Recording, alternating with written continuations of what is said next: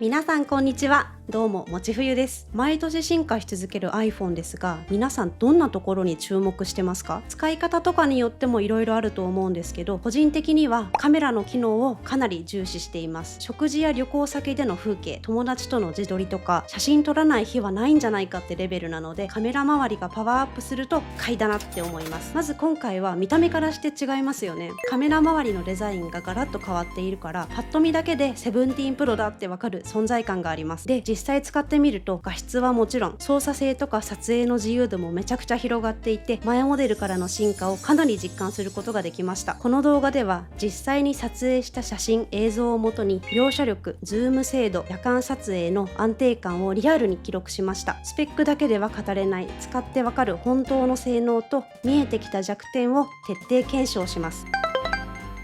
まず iPhone 17 Pro では広角、超広角、望遠すべてが48メガピクセルに統一されたので、構図や距離に関係なくどんな画角でも鮮明に撮影できるようになったのはめちゃくちゃ嬉しい進化です。こちらは広角カメラで撮った写真なんですけど、建物の重厚感や空のグラデーションなど細かいところまでくっきり撮影できていました。48メガピクセルの鮮明さを実感できます。 iPhone 17 Pro の広角カメラ本当に万能で、細かいところまで綺麗に描写してくれるんで撮っていて楽しいです。ガラスの反射とかレンガの質感まで細かく描写されていて、スマホとは思えないくらいの立体感と奥行きがあります。こちらは超広角カメラで撮った写真です。驚いたのが歪みの少なさと色の豊かさです。画面の端までシャープさが保たれていて、空や緑のグラデーションもすごく自然。従来の超広角でありがちだった端の歪みとか色の浅い感じがしっかり抑えられていると思います。広がりのある風景とか大きな建物、集合写真の撮影でかなり活躍しそうです。望遠も今回から48メガピクセルに進化したので、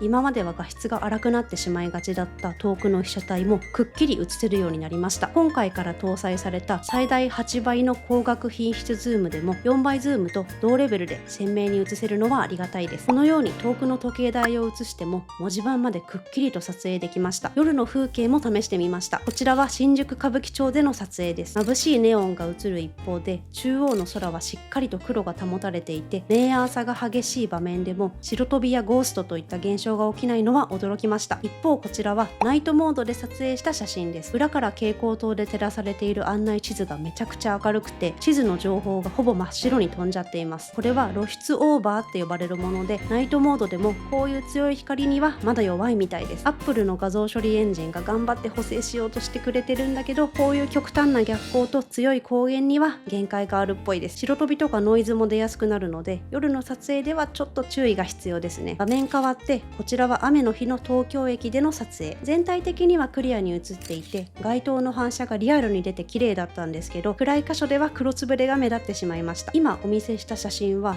どれも撮影設定はあえていじらず、編集も加えてないんですけど、それでも十分な完成度なのはすごくないですか？ iPhone の画像処理エンジンが撮影時点で最適な色彩、階調、シャープネスを自動で整えてくれるので、撮ったままの状態でここまでのクオリティなのは結構便利です。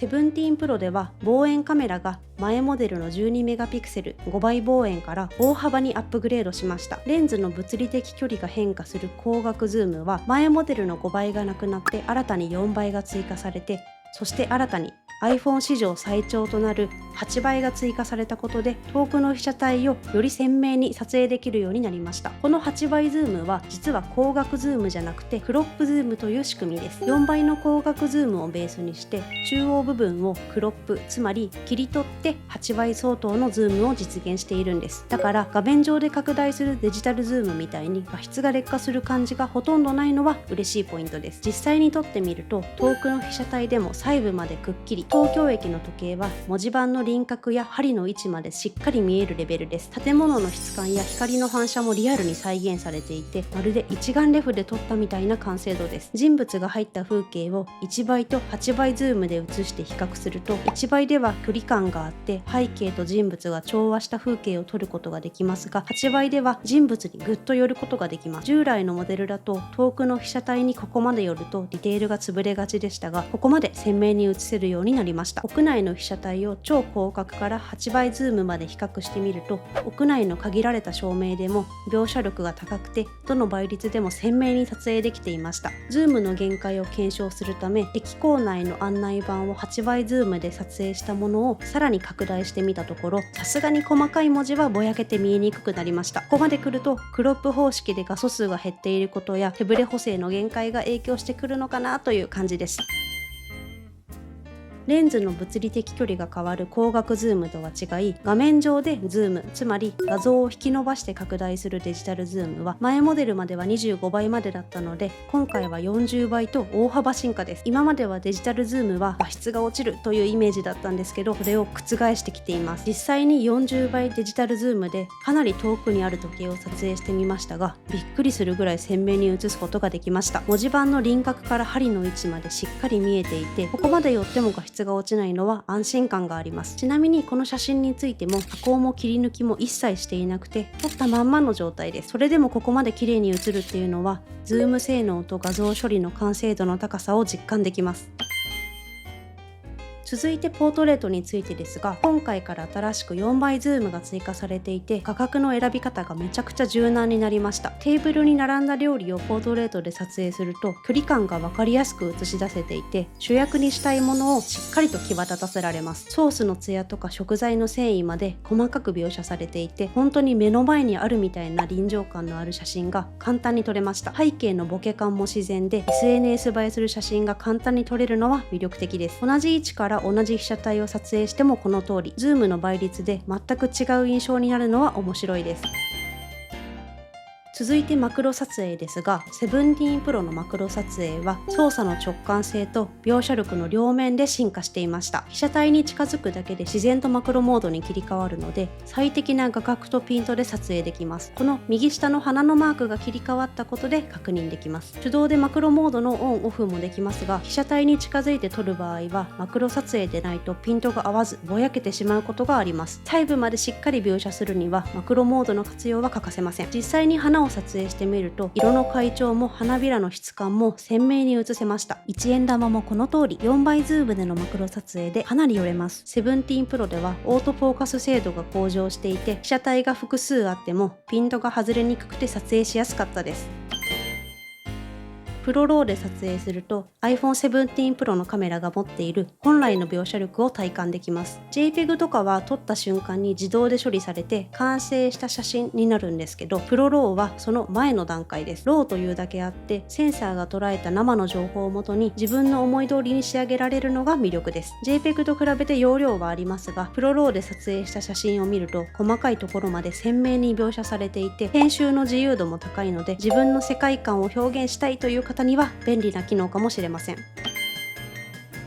17 Pro ではプロレズローと今回から新たに対応したロッグ2により映像制作の自由度が大きく広がって、プロフェッショナルな動画撮影ができるようになりました。プロレズローとはセンサーが捉えた情報をほぼそのまま記録してくれるので、露出やホワイトバランス、色調整の余地がめっちゃ広くて、編集での表現力が一気に上がります。ログ撮影は映像のコントラストやサイドを抑えて記録する方式で、編集すること前提のフラットな状態の映像を記録できます。Apple のログ2は従来よりも色の自由度が高かったり、編集のしやすさが進化していて、映画のようなプロの映像を撮ることもできるらしいです。でも正直こういう機能は一般ユーザーの日常使いにはあまり関係ないのかもしれません。旅行先で撮影したり SNS にちょっと投稿するぐらいなら、通常の撮影でも十分映えるものが撮れますし、オーバースペックって感じる人もいると思います。 iPhone がプロの現場でも使えるようなレベルにまで進化したことに Apple の本気を感じました。17 Pro のシネマティックモード、これまた進化しています。実際に使ってみるとより被写体を認識しやすくなっているなって感じましたし、フォーカスの切り替えも滑らかでした。背景のボケ加減と色味のバランスも綺麗だし、人物とか物の輪郭はちゃんと保たれていて、ボケている背景と自然に分離されています。屋内や逆光でも撮りにくさはなくて、安定した仕上がりに撮影できました。シネマティックで撮るとまるで映画のワンシーンみたいな空気感で撮影できて、自分めっちゃ撮影うまいって錯覚しそうになります。でもそれぐらい誰でも手軽に上級者っぽい動画が撮れるのが進化したシネマティックの魅力なのかなって思います。アクションモードで撮ってみると動きの激しいシーンでも安定した見やすい映像が撮れました。走りながらの撮影とか手持ちで被写体を追いかけている場面でも画面の揺れやブレを極限まで抑えてくれて、まるでジンバルのような手ブレ補正を使っているレベルの滑らかさです。17 Pro からトリプル48メガピクセルカメラになったことで、アクションモードでどのレンズを選んでも高画質で撮影できるのもかなり嬉しいポイントです。特に感じたのが補正が賢くなったということです。揺れを抑えてくれるだけではなくて、被写体の動きに合わせて画角や補正の強度を調整してくれるので、映像が不自然になることもないし、撮影者の視点をそのまま記録したような臨場感です。スポーツ観戦、子供やペットの動きを追うような動画で大活躍しそうです。インカメは前モデルから結構ガラッと進化したなという印象です。大きな進化のポイントが3つあります。まず12メガピクセルから18メガピクセルへの進化。これは嬉しいです。インカメの画質は半ば諦めていたという方もいらっしゃるかもしれませんが、17 Pro だと数字で見る以上にパワーアップしている印象です。自撮りだと髪の毛とか見ると分かりやすいんですが、細かいところまで映せるようになっていて変化が分かりやすいポイントでした。またインカメにおいてもポートレートが進化していて、背景をより自然にぼかしてレベルの高い自撮りができます。次にセンターフレームフロントカメラです。これによって被写体が画面の中央から外れないように自動で追いかけてくれるし、複数人で撮るときは全員がフレームに収まるように画角を自動で調整してくれるんです。これ文字や動画で見る以上に実際に体感した時の衝撃があったので、皆さんにもぜひ実機で体験してみてほしいです。この機能のおかげで今まで苦労していた大人数での自撮りがかなり楽になる予感です。また撮影時の iPhone の向きに応じて縦横のフレームを自動で判別して最適な画角に切り替えてくれるのも結構便利です。最後に前面と背面のカメラを同時に使って撮影するデュアルキャプチャーに初めて対応したことです。例えば旅行先で風景をメインカメラで撮影しつつインカメで自分のリアクションを撮るなんてこともできるんです。これは Vlog や実況なんかにもめっちゃ便利な機能です。ということで今回は iPhone 17 Pro のカメラ性能についてじっくりレビューしてみました。実際に撮影してみるとスペックを見るだけじゃ伝わらないような進化と、逆にまだ進化の余地があるんじゃないかなってところも見えました。個人的に最も魅力に感じたのはやはり全てのレンズが48メガピクセルになったことです。これの恩恵って本当に大きいと感じていて、単にパッと撮影する写真はもちろん遠いところからズームして撮った写真のクオリティも驚くほど上がりましたし、ポートレートとかマクロ撮影、アクションモードのような前モデルにもあったような機能も全体的に底上げされているのが毎日写真を撮るユーザーにはかなり嬉しいし実感しやすい進化のように思います。一方動画においてはかなりプロ仕様になったなという印象ですが、私はプロフェッショナルな映像を撮るような仕事はしていないのでぶっちゃけそこが買う動機にはならないかなと思います。そこは iPhone をどのように使うかによってそれぞれ価値観は全く違ってくるところです。街中でも自然でも屋内でも使い込んでみると画質、操作性、安定感全部が前モデルより確実にレベルアップしているのが分かります。取って出しの状態でも完成度が高くて編集しなくてもそのまま作品として成立する力があるんです。特にトリプル48メガピクセル構成のセンサーと画像処理エンジンの進化が効いていて、色の快調、シャープさ、光のバランスが撮影時点でほぼ理想的に整っているのがすごいです。 SNS やブログにそのまま載せても十分映えるクオリティが出せるので本当に頼れるカメラです。ぜひ実際に手に取って自分の目と感性で確かめてみてください。皆さんはどう思いましたか？ここをもっと詳しく知りたい、この機能気になっているなどあればぜひコメントで教えてください。実際に使ってみた感想や撮ってみたいシーンなんかもシェアしてもらえると嬉しいです。ここまでご視聴いただきありがとうございました。この動画が少しでも参考になったらぜひチャンネル登録と高評価をお願いします。それではまた次の動画でお会いしましょう。